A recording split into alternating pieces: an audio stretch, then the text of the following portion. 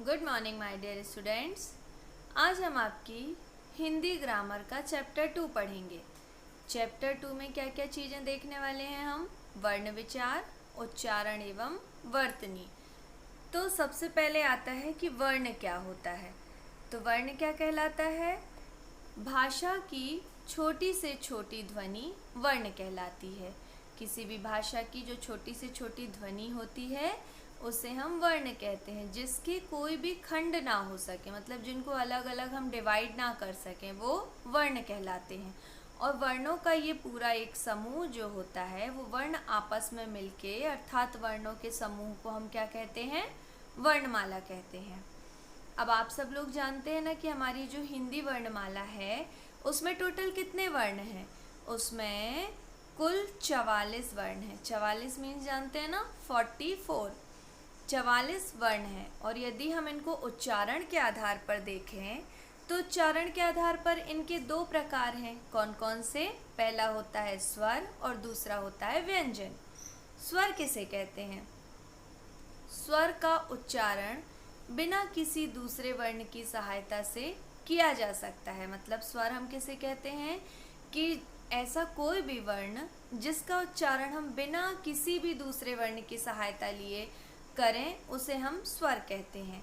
स्वर 11 होते हैं। आप सब लोग जानते हैं ना स्वर कौन कौन से होते हैं? अ आ ई उ ऊ ऋषि ए ऐ ओ औ। ये टोटल 11 हैं, 11 हैं। इन्हें हम स्वर कहते हैं और इन्हें हम बिना किसी भी दूसरे वर्ण की सहायता के बोलते हैं। इन्हें हम स्वर कहते हैं। और उच्चारण में लगने वाले समय की दृष्टि से स्वर के कितने भेद होते हैं?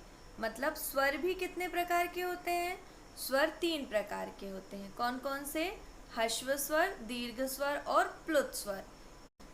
ह्रस्व स्वर, ह्रस्व स्वरों के उच्चारण में सबसे कम समय लगता है, इसलिए हम इनको क्या कहते हैं? ह्रस्व स्वर कहते हैं। और ये संख्या में कितने होते हैं? 4 होते हैं। और जो दीर्घ स्वर होते हैं, दीर्घ मतलब बड़ा, जिन स्वरों के बोलने में ह्रस्व स्वर की अपेक्षा दुगना समय लगेगा। जैसे हमने बोला आ हमने जल्दी से बोल दिया, और यदि हम बड़ा आ को बोलेंगे तो कैसे बोलेंगे? आ।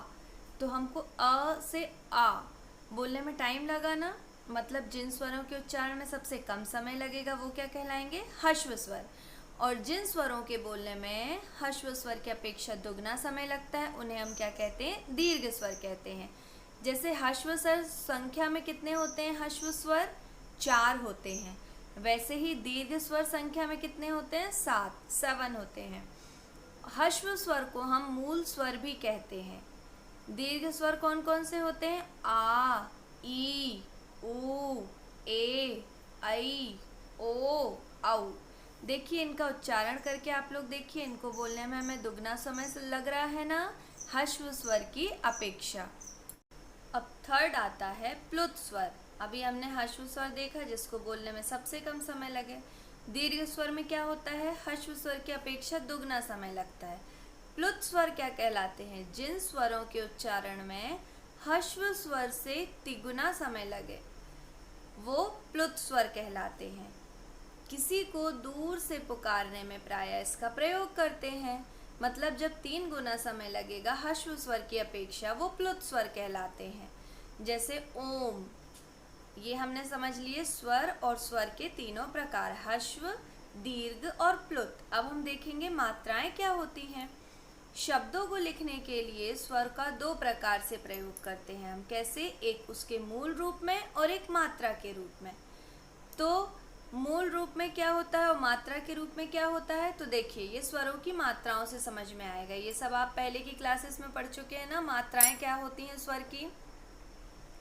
आ ई आ की आप सब लोगों को पता है कि जो आ होता है उसकी कोई भी मात्रा नहीं होती और बाकी सारी मात्राएं ये दी हुई हैं। इन सब के बारे में आप सभी लोगों को पता है, आप सभी लोग जानते हैं मात्राओं के बारे में। इसके बाद हम देखेंगे आगत स्वर क्या होता है। अवगत स्वर क्या होता है? कुछ अंग्रेजी के शब्दों का हिंदी में प्रयोग होने के कारण एक नया जो अर्धचंद्र युक्त स्वर बना। अर्धचंद्र युक्त हम इसको क्यों बोलेंगे? क्योंकि देखिए इसके ऊपर औ जो लिखा हुआ है इसके ऊपर चंद्र बिंदी नहीं लगी, लेकिन अर्ध चंद्र है, उसको हम बोलेंगे। जैसे हम लिखते हैं ना डॉक्टर, तो उसमें क्या लगा होता है, आगत स्वर लगा होता है। ऐसे ही हिंदी के कुछ आपके देखिए आ और आ में जो स्वर होते हैं ये आपके टेबल में छोटी सी बताए हुआ है। जैसे हम थोड़े से अंतर से उनका जो पूरा अर्थ होता है वो अलग हो जाता है। जैसे हमने लिखा काफ़ी, यदि हम इस पे कोई भी ये अर्धचंद्र युक्त नहीं लगाएंगे तो वो काफ़ी हो गया। काफ़ी मतलब होता है ज़्यादा या अधिक। लेकिन यदि हमने लिख दिया कॉफ़ी, मतलब हमने देखिए का के ऊपर जो अर्धचंद्र लगा दिया, तो कॉफ़ी क्या हो गई, एक पीने वाला हो गया ना, जो हम चाय, एक पेय पदार्थ है कॉफ़ी। ऐसे ही काल, यदि हमने बोला काल, तो काल किसको बोलते हैं हम, टाइम को बोलते हैं, समय को। लेकिन यदि हमने काल में ऊपर अर्धचंद्र लगा दिया तो वो क्या, उसका उच्चारण होगा कॉल।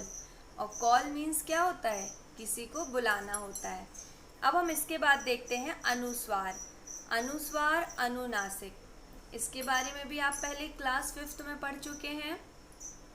अनुस्वार क्या होता है, जिन वर्णों के उच्चारण में जो हवा होती है बोलते टाइम, उच्चारण करते टाइम, वो केवल नाक से बाहर निकलती है, उसे हम क्या कहते हैं, अनुस्वार। मतलब वर्णों के उच्चारण में हवा केवल नाक से निकलेगी। और इनका चिन्ह क्या होता है, ऊपर हम डॉट लगाते हैं, मतलब बिंदी लगाते हैं। जैसे हम कोई भी शब्द लिख रहे हैं, शंख, तो हमने शंख के ऊपर देखिए जो बिंदी लगाई है ना, वो अनुस्वार है। मंजन, जैसे हम बोलेंगे हंस, ये सारे शब्द क्या है, पंख, ये सारे अनुस्वार युक्त शब्द हैं। अनुनासिक क्या कहलाता है, अनुनासिक का, जब भी हम अनुनासिक युक्त शब्दों का उच्चारण करेंगे तो हवा नाक और मुंह दोनों से बाहर निकलती है। अनुस्वार में क्या होता है, ओनली नाक से बाहर निकलती है। लेकिन अनुनासिक का उच्चारण करते समय हवा नाक और मुंह दोनों से बाहर निकलती है। इनका चिन्ह चंद्र बिंदु होता है। जैसे हमने अनुस्वार में क्या पढ़ा कि उसके लिए हम ऊपर एक बिंदी लगा देते हैं शब्द के ऊपर, लेकिन अनुनासिक में क्या लगाते हैं, चंद्र बिंदु लगाते हैं। जैसे हमने फॉर एग्जाम्पल लिखा चांद, बास, दांत आदि, ये सारे देखिए आप, इन सब शब्दों के ऊपर चंद्र बिंदी लगी हुई है। और आप इनका उच्चारण करके देख लीजिए, आपकी जो उच्चारण करते समय हवा होगी वो नाक और मुंह दोनों से बाहर निकलेगी। तो अनुस्वार, अनुनासिक क्लियर हो गया। अब हम पढ़ेंगे विसर्ग। अभी हमने पढ़ लिया स्वर, अब हम देखते हैं विसर्ग क्या होता है।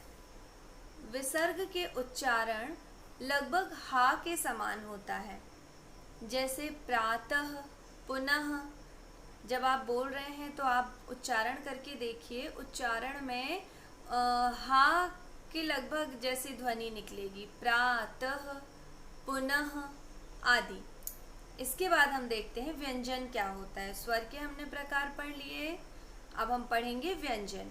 तो व्यंजन आप लोगों को पता है क्या होता है, जिन वर्णों के उच्चारण के लिए स्वरों की सहायता ली जाती है वे व्यंजन कहलाते हैं। अभी हम स्वर पढ़कर आ रहे हैं। स्वर क्या होता है, स्वर ऐसे वर्ण होते हैं जिनके उच्चारण में हमें किसी की भी ज़रूरत नहीं पड़ती, लेकिन व्यंजन का उच्चारण करते समय स्वरों की सहायता ली जाती है। जैसे आप स्वर बोलकर देखिए आ, इसमें कोई भी व्यंजन शब्द नहीं आएगा, लेकिन यदि आप कोई भी व्यंजन का उच्चारण करेंगे, जैसे आप बोलेंगे क, ख, सभी में देखिए मतलब स्वरों की सहायता ली जाएगी, तो वो सारे क्या कहलाते हैं, व्यंजन कहलाते हैं। आपकी हिंदी वर्णमाला में टोटल 33 व्यंजन है। 33 मीन्स 33। इनको भी डिवाइड किया गया है 3 भागों में। कौन कौन सा, फर्स्ट है स्पर्श, सेकंड है अंतस्थ और थर्ड है ऊष्म। अब हम सबसे पहले स्पर्श व्यंजन देखेंगे कि क्या होता है। स्पर्श व्यंजन, इसके उच्चारण में ध्यान से सुनिएगा, स्पर्श व्यंजनों के उच्चारण में जीभ जो होती है हमारी टंग, वो मुंह के किसी न किसी भाग को स्पर्श करती है, इसलिए हम इन्हें क्या कहते हैं, स्पर्श व्यंजन कहते हैं। जो भी जब हम उच्चारण करेंगे, बोलेंगे, तो हमारी जो टंग होती है वो हमारे मुंह में कहीं ना कहीं किसी ना किसी पार्ट को टच करती है, इसलिए हम इसे स्पर्श व्यंजन कहते हैं। ये संख्या में टोटल कितने होते हैं? 25 मीन्स 25 होते हैं और इन्हें 5 वर्गों में डिवाइड किया गया है जो पहले वर्ण के नाम पर है, मतलब जो भी पहला वर्ण आता है ना उसके नाम पर है। जैसे क ख ग घ घ, क ख ग घ इंगा, तो इसमें जो का पहला वर्ण है ना तो उसके आधार पर इसको हमने रख दिया का वर्ग में। चा छा जा जा यहाँ है तो चा पहले वर्ग के आधार पर हम इसको चा वर्ग में रख देंगे। ऐसे ही टा वर्ग, ता वर्ग और पा वर्ग होता है। तो ऐसे करके ये जो 5 वर्ग होते हैं ना, का, च, ट, त और पा, ऐसे टोटल कितने हो जाते हैं संख्या में? 25 हो जाते हैं स्पर्श व्यंजन। इसके बाद आता है अंतस्थ व्यंजन। ये क्या होता है? Semi vowels. इनके उच्चारण में जीभ का जो स्पर्श होता है, टंग का जो स्पर्श होगा, वो मुंह के किसी विशेष भाग से नहीं होता। इनको जब आप विथ एग्जाम्पल पढ़ेंगे, मतलब एग्जाम्पल को लेते हुए साथ में पढ़ेंगे, इनके जो संख्या में ये बताए गए हैं ना, जैसे या, रा, ला, वा, जब आप इसके साथ इसको डेफिनेशन को पढ़ेंगे तो आपको अच्छे से क्लियर होगा कि जैसे आपने बोला या, रा, ला, वा, तो जब आप इनका उच्चारण कर रहे हैं तो जो आपकी टंग है उसका स्पर्श मुंह के किसी विशेष भाग से नहीं होता, जिनके कारण उच्चारण में हवा बहुत कम टकराती है, श्वास की अंतः गति होती है, इसलिए ये अंतस्थ व्यंजन कहलाते हैं। क्लियर हुआ ना? और ये संख्या में टोटल कितने होते हैं? 4 होते हैं, या, रा, ला, वा। इसके बाद थर्ड आता है ऊष्म व्यंजन। ऊष्म व्यंजन क्या कहलाता है? ये भी संख्या में 4 होते हैं और इनके उच्चारण करते समय, मतलब ऊष्म व्यंजन का जब हम उच्चारण करते हैं तो जो श्वास होती है वो वायु तीव्र गति से मुख से रगड़ खाती हुई बाहर निकलती है। जैसे मुख से आप इसको बोल के देखिए, आपको खुद ही समझ में आ जाएगा। शा, स, सा, हा, जब आप इनका उच्चारण कर रहे हैं तो जो श्वास है वायु वो तीव्र गति से मुंह से रगड़ खाती हुई बाहर निकल रही है, जिससे क्या होता है? जिससे ऊष्मा, गर्मी उत्पन्न होती है, इसलिए इन्हें हम ऊष्म व्यंजन कहते हैं। मतलब इसी के आधार पर इनका नाम दिया गया है कि ऊष्मा, गर्मी आए उत्पन्न होगी तो इसे हम ऊष्म व्यंजन कहेंगे। तो ये तीनों व्यंजन, आपके व्यंजन के तीनों टाइप्स क्लियर हुए, स्पर्श व्यंजन, अंतस्थ व्यंजन और ऊष्म व्यंजन। हमने स्वर के भी 3 प्रकार पढ़े, व्यंजन के भी तीनों प्रकार पढ़े। अब नेक्स्ट आता है संयुक्त व्यंजन। संयुक्त व्यंजन क्या कहलाता है? जब कोई स्वर रहित व्यंजन दूसरे व्यंजन से मिलकर एक नया वर्ण बनाता है तो उसे हम संयुक्त अक्षर कहते हैं। संयुक्त मतलब मिला जुला। कोई भी स्वर रहित व्यंजन दूसरे व्यंजन से मिलकर एक नया वर्ण बनाए उसे हम क्या कहेंगे? संयुक्त अक्षर कहते हैं। संयुक्त व्यंजन कितने होते हैं संख्या में? 4 होते हैं, छा, त्र, ज्ञा और शा। ध्यान रखिएगा, संयुक्त व्यंजन 4 होते हैं, छ, त्र, ज्ञा, शा। अब हमने संयुक्त व्यंजन पढ़ लिया। अब हम नेक्स्ट देखते हैं द्वित व्यंजन क्या होता है। द्वित मतलब नाम से आपको स्पष्ट हो रहा है ना, द्वित मतलब 2। लेकिन 2 क्या? जब एक ही व्यंजन एक साथ 2 बार उच्चारित होंगे, मतलब एक साथ आएंगे, एक ही से व्यंजन आएंगे, 2 बार आएंगे, 2 बार उनका उच्चारण होगा तो उन्हें हम द्वित व्यंजन कहते हैं। देखिए एग्जाम्पल, जैसे सुग्गा, सुग्गा। अब इसमें देखिए ग और गा आया है ना, एक ही व्यंजन बिल्कुल एक सा है और वो एक साथ कितनी बार? 2 बार आया है। जैसे बच्चा, च, च, चक्की, क आया है ना, इसमें एक ही व्यंजन एक साथ 2 बार आएगा। बिल्ली, तो ये क्या कहलाते हैं? द्वित व्यंजन कहलाते हैं। अब देखिए यहाँ पर रा, जो आप रा लिखते हैं ना हिंदी में, रा के प्रयोग संबंधी कुछ उपयोगी जानकारी है, ये इम्पोर्टेंट है, ये आप लोगों को पता होना चाहिए। हिंदी लेखन में रा निम्न प्रकार से प्रयोग होता है। ऐसे आपके 2 पॉइंट बताए हैं। एक तो क्या होता है, जब स्वतंत्र रूप से रा का प्रयोग होता है, स्वतंत्र रूप से मतलब जैसे हम किसी शब्द में बीच में आ रहा है, जैसे हमने लिखा राम, आराम, तो यहाँ पे कोई प्रॉब्लम नहीं, ये बिल्कुल एकदम स्वतंत्र रूप में रा का प्रयोग हो रहा है। एक टाइप तो ये हो गया। अब सेकंड आता है जब कोई वर्ण रा से संयुक्त होता है, मतलब कोई भी जब वर्ण रा के साथ मिल जाता है, तो इसके 3 रूप होते हैं, 3 प्रकार से मिलता है ये। कैसे? प्रथम, एक देखिए, एक में अलग टाइप से लगाना, प्रथम, अर्जुन, ट्रेन, तीनों में इसके टाइप्स अलग अलग हैं। अब हम देखते हैं ये कैसे अलग अलग हैं। जैसे देखिए फर्स्ट दिया क ख ग, इन्हीं तीनों को एक्सप्लेन किया है। का में देखिए, रा से पहले यदि कोई हलंत व्यंजन हो तो रा उस व्यंजन के पैरों में लग जाता है।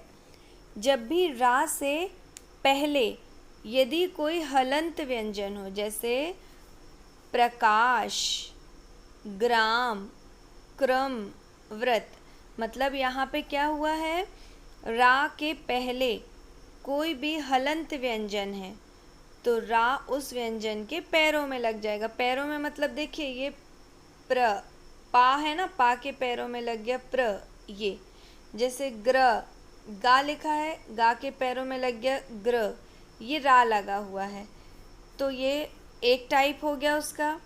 अब सेकंड आता है हलंत रा अपने बाद में आने वाले वर्ण के ऊपर लग जाता है। एक तो ये जो हलंत रा होता है वो, अच्छा हलंत का तो मीनिंग समझते हैं ना, आपको वर्ण विच्छेद आता है।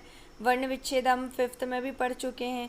वर्ण विच्छेद मतलब जब भी कोई हलंत युक्त शब्द होता है तो वो आधा होता है, जब उसके साथ हम आ जोड़ते हैं तभी वो पूरा शब्द बनता है। ये बात तो सभी को, आप सबको क्लियर होगी। हलंत रा अपने बाद में आने वाले वर्ण के ऊपर लगता है तो इसको हम क्या कहते हैं, रेफ कहते हैं। जैसे यदि हमने लिखा सूर्य, तो यहाँ पे रा का उच्चारण हो रहा है ना सूर्य, लेकिन ये कहाँ जाएगा, रेफ के रूप में ऊपर चला जाएगा। जैसे यदि हम लिखेंगे वर्ष,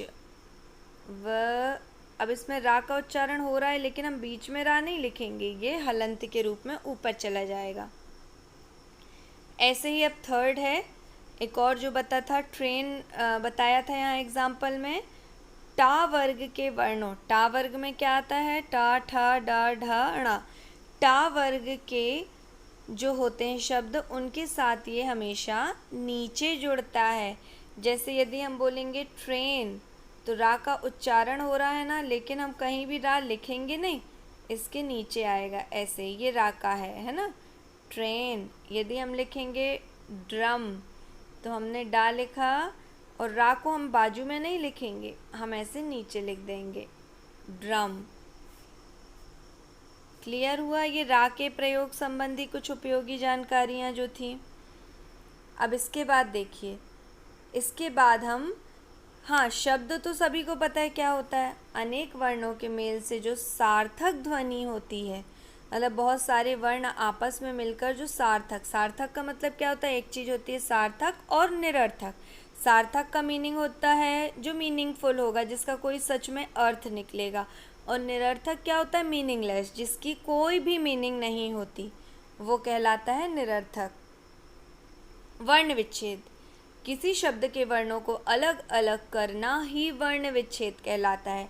जैसे हमको एक शब्द लिखा मिला है दशहरा, दशहरा, अब इसके यदि हम वर्णों को अलग अलग कर देंगे, ये पूरा एक शब्द बना है लेकिन हम इसको यदि अलग अलग कर देंगे वर्णों को, तो वो वर्ण का विच्छेद हो जाएगा, मतलब अलग अलग हो जाएगा। तो देखो अब ध्यान से देखना, दा बनाना है हमको, इसमें लिखा है दशहरा, तो दा आप कैसे बनाएंगे, जब भी, मैंने अब भी बताया था ना आप लोगों को, जब भी किसी शब्द के नीचे हलंत लगा होता है तो वो शब्द आधा होता है, लेकिन यहाँ पे दा पूरा लिखा है ना, तो हम दा लिख के इसके साथ आ लगा देंगे, तो ये हमारा बन गया दा। अब हमको बनाना है श, तो शा भी पूरा है तो ईज़िली हम इसको भी हलंत प्लस आ लिख देंगे, तो ये हमारा बन गया श। अब हमको बनाना है हा, तो हा को भी हम कैसे बनाएंगे, हा के नीचे आएगा हलंत प्लस आ, इसका मीनिंग हो गया हा। अब हमारा दा बन गया, यहाँ से शा पूरा बन गया, यहाँ से हा बन गया।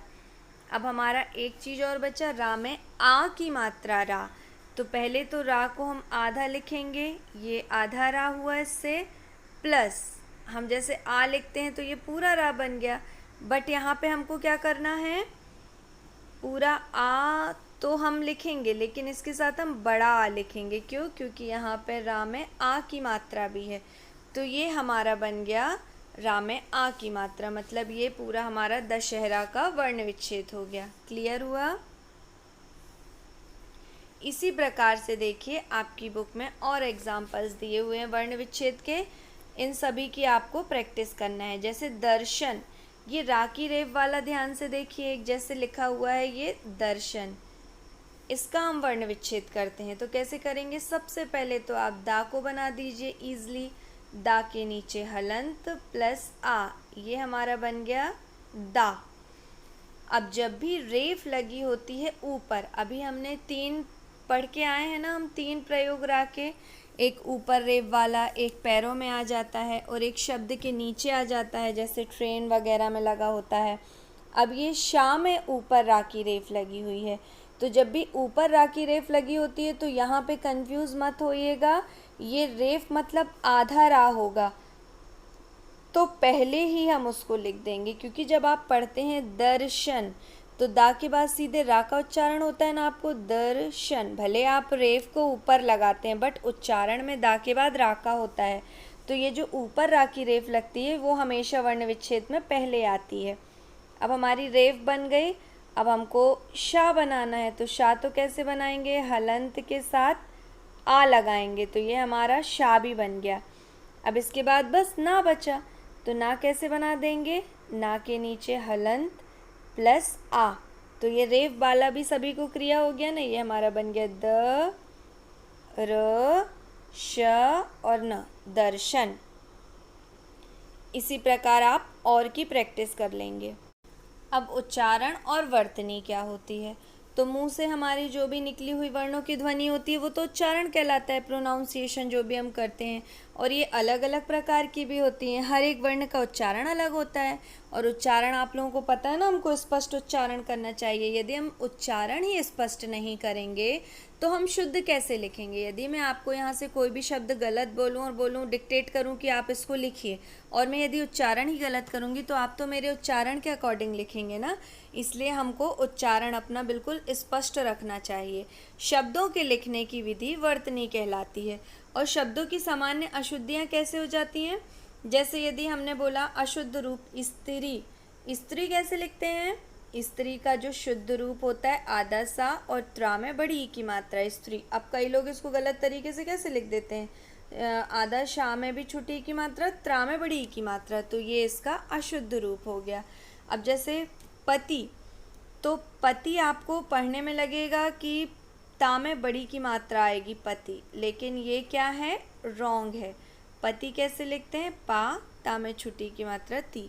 ऐसे ही बहुत से ऐसे शब्द हैं जिनको हम अशुद्ध लिख देते हैं। इसलिए आप किसी भी शब्द को अशुद्ध ना लिखें, उसके लिए तो सबसे पहले बात होती है कि हमको उसका शुद्ध उच्चारण करना चाहिए। और लिखने की आप एक बार इसको पूरा देखेंगे, आपकी बुक में पूरे 50 ऐसे शब्द दिए हैं, इनको ध्यान से पढ़ के इनकी प्रैक्टिस करेंगे। इनके अशुद्ध रूप भी दिए हैं कि अधिकतर लोग कैसी गलतियां कर देते हैं, लेकिन हमको वो ना करके हमको इनके शुद्ध रूपों को ध्यान से देखना है, जिसमें हम गलत ना करें, उनकी प्रैक्टिस करना है।